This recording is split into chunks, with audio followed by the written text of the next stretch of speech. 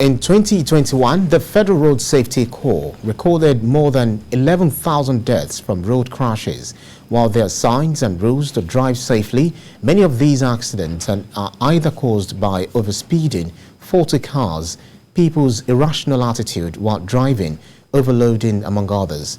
The Global Road Safety Week highlights the importance of safe driving and having a good attitude while driving to drastically reduce the number of preventable and needless deaths and injuries on the roads.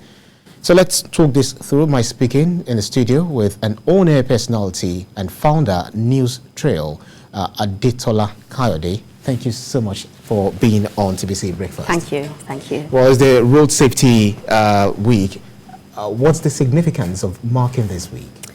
Okay, so the Global Road Safety Week for this year, every year they have their theme, and for this year it's about low speed, into encouraging smooth driving, reduce accidents on our roads. But for me, I brought it back home, to relate with what we're constantly going through. And I say driving and the Nigerian in you. Because if you take a look at what is happening in our country, right, and you take a look at what is happening on the roads, you get to see similarities. For example, if you treat the other person right, if you treat the other motorist right, and you have smooth driving sailing, if you treat another Nigerian right, Nigeria is great for you and I. There's so many things. It's like an onion bulb. Right. After you open one and another comes on. Take a look at what's happening. Okay, let me relate it to politics too. Okay. You go to the bus stops and newly built ones, and you see posters, masquerading the place and making it look as if it's another dustbin or dust point and all of that. If we can treat our own property right, it's good for aesthetics too, but then there's a whole lot when we talk about driving in the Nigerian. Whose responsibility is it to ensure safety on the roads? Is it the driver alone, or is it the government? Or because the bucks have always been pushed from different table to another table, saying it's no more responsibility. And when we see those who are traffic officials who are to ensure sanity on the road, the issue of bribery and corruption also sets in. So what do you think, where do you think the problem actually starts from? We all have a responsibility. We all have a responsibility on the part of drivers, motorists, even officials who are supposed to maintain law and order, ensure that people keep to traffic rules and regulation.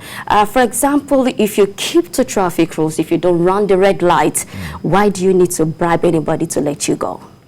If you do the right thing, there won't be a loophole for any corrupt official to manipulate you or to exploit you. So there's a place for leadership and there's a place for followership. If we all do our bits right, Nigeria will be a better place.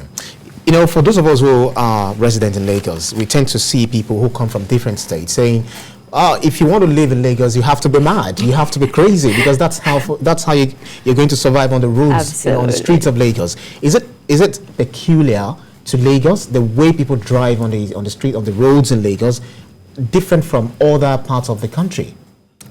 I think so, but not so much, because even in some of the quietest places, a colleague of mine was citing an example of somebody who would indicate turning right using the hand. Yeah, just like they say in our local parlance, up or all, that kind of a thing. So that's another issue. But Lagos is peculiar in its own. But then I think we can talk about it, and we can also act on it.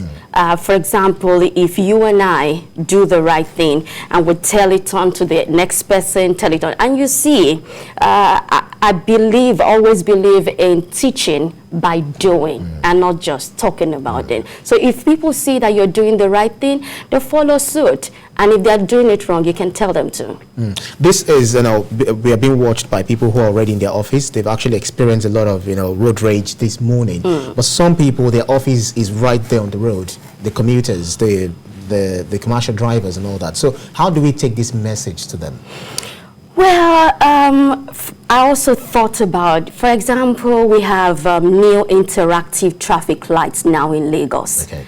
If it's on green, for example, and it's counting down, the pedestrian is not supposed to cross. Wait for your time.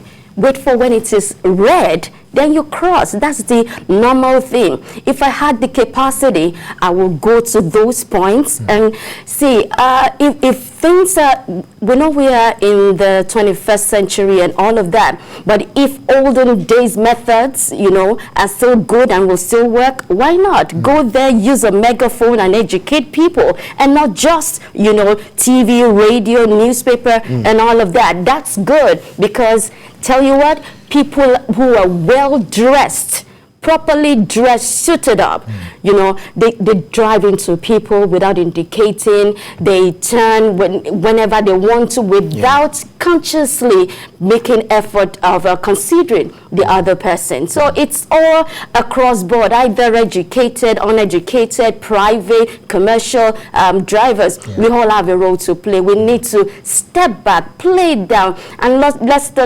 stop tagging Lagos mad, because people who are there are always in a rush. All right, because of our time, we have to go now, but quickly, what's your final thoughts on all of these? How do we mark it, you know, at the end of the day? Because it's a global phenomenon, a global week, so how do we mark it right here in Nigeria? You've actually given us some insight into it. So what are other strategies that you'd like to share? Let us just respect one another, especially on the roads, and of course respect the authorities in place, respect Nigeria itself. Not everybody has plans to japa, but then, you know, do something, and even if you have to do it now, let us be respectful, obey traffic rules, obey one. Makes sense. On-air personality and founder, Newstrail, and of course a senior colleague, Adetola Kayode. Thank you so much for your time. Thank you so much for having me. Thank you.